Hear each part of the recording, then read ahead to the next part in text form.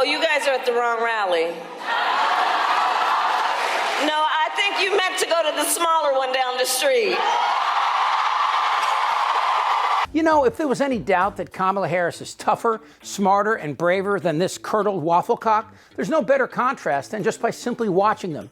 This week, Harris went on Fox News and battled the recently cuckolded Bret Baier. If he's as bad as you say, that half of this country is now supporting this person who could be the 47th president of the United States, why is that happening? This is an election for president of the United States. It's not supposed to be easy. I know, but it's not supposed to be. It is not supposed to be a cakewalk for anyone. So are they misguided, the 50%? Listen, are they stupid? What oh is God, it? I would never say that about the American people. Baier attacked her with trans stories and outright lies about the economy, and then lied when he said he accidentally omitted the very video which proves Trump wants to use the military against political foes. I think the bigger problem are the people from within. We have some very bad people. We have some sick people, radical left lunatics. And I think they're and it should be very easily handled by, if necessary, by National Guard, or if really necessary, by the military, because they can't let that happen. But Kamala didn't blink. Harris's toughness was contrasted by man-titties running home to his safe place, ensconced comfortably with these emasculated butt plugs. And of course, Trump raised the bar by revealing his plans for yet another assault on the truth. The things about Fox and Friends, we've been doing the show for like 28 years. But one of the biggest days was the day you became president, and we actually got to do the very first interview at the White House after you were sworn in. And it was a great interview, and it made a lot of news.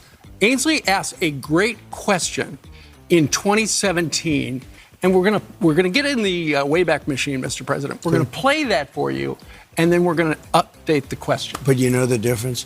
In the old days, you never played negative ads. In other words, when I leave here, I'll then be hit by 5 or 6 ads. And in the old days, you never had Ian Fox News. Yeah. Well, in the old days. But in the old days, which wasn't so... when I leave, I'll have 12 people from Kamala on, and, you know, pretty much unopposed. For 19 days, I don't think we should do that anymore. I think you shouldn't play negative ads.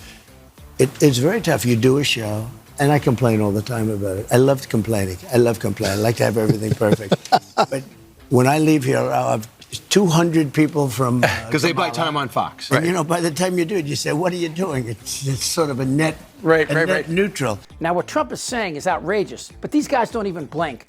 Trump just told these journalists that he wants them to censor the other side. He wants Fox to be his Pravda and speak only for him.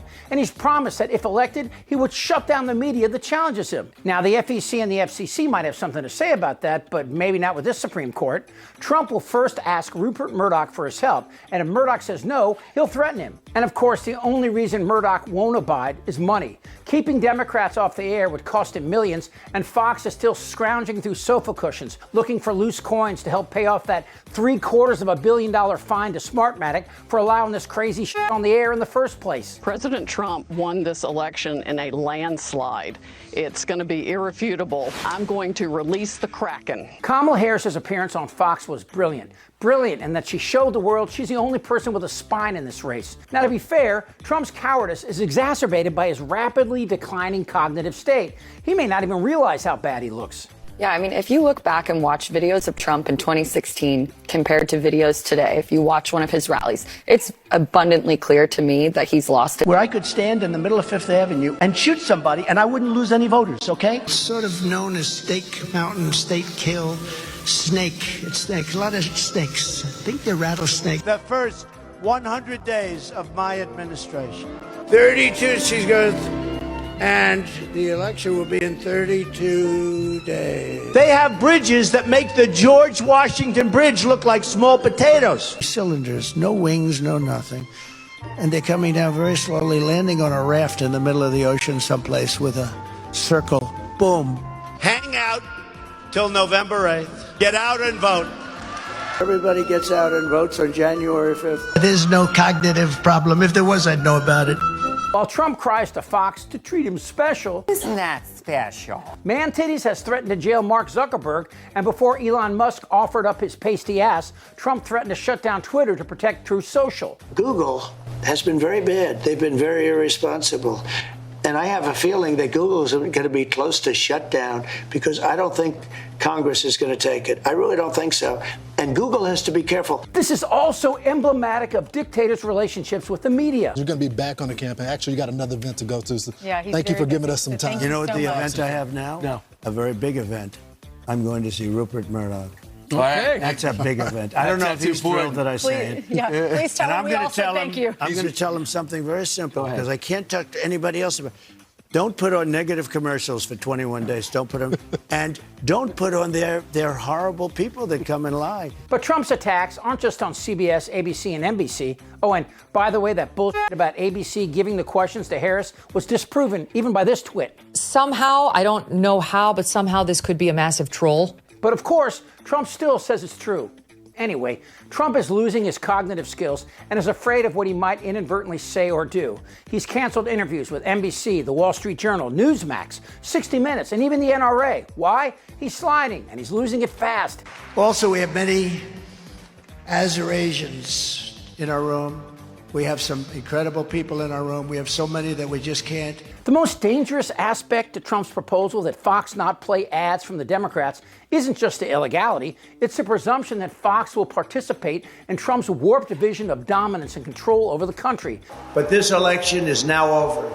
Congress has certified the results. I don't want to say the election's over. Although Trump's not the first person to propose tearing up the Constitution for a dictatorship, he's the first to do it on Facebook. And then on Saturday, seemingly out of nowhere, called for the suspension of the Constitution as yet another attempt to overturn the 2020 election. Trump is the first person to use social media, along with Russian bots, to fragment and pit Americans against each other in a civil war scenario that festers to this day. And General Mattis just joined General Milley in their warning of what might happen under another Trump presidency. We don't take an oath to a wannabe dictator. I want to be a dictator. And when you have the likes of Liz Cheney and John Bolton, who are about as liberal as pissed off rattlesnakes, you know something's wrong. Look, Trump can't tell the difference between what's true and what's false. It's not that he lies a lot, because to lie, you have to do it consciously. He just can't tell the difference. But the recent $75 million donation from Elon Musk and Mark Zuckerberg's praise for Trump following the assassination attempt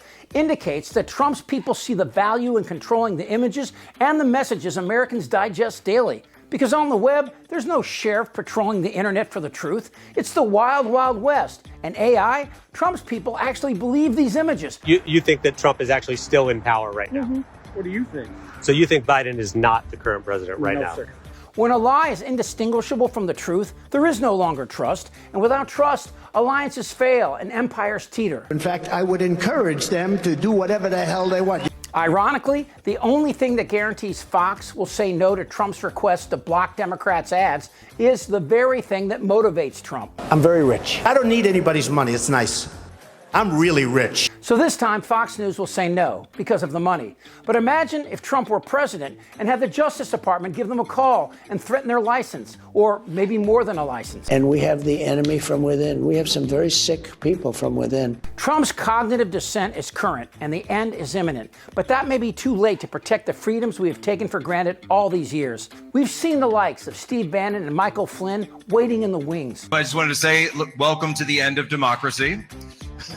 We're here to overthrow it completely. We didn't get all the way there on January 6th, but we will endeavor to get rid of it and replace it with this right here. We'll replace it with this right here. Amen. Democracy is like Jenga. That's the game where you pile up blocks and remove one at a time until eventually the whole thing collapses. Unlike the game, however, when democracy collapses, there is no winner. Damn right. I'm ready. Let's go. Tick-tock, mother. This is not a normal election. Yes! That is crazy. This isn't their Republican Party anymore. They're eating the dogs. Trust me. Shut the fuck up, Dan. Who's with me? Oh, yeah, the lie. Indictable. Out of sheer morbid curiosity, I'm allowing this freak show to continue. I don't want to talk about this stuff. Am I wrong? Yes! Tick-tock, You're in a lot of trouble, Donna. I think he's crazy. I'm Chip Franklin.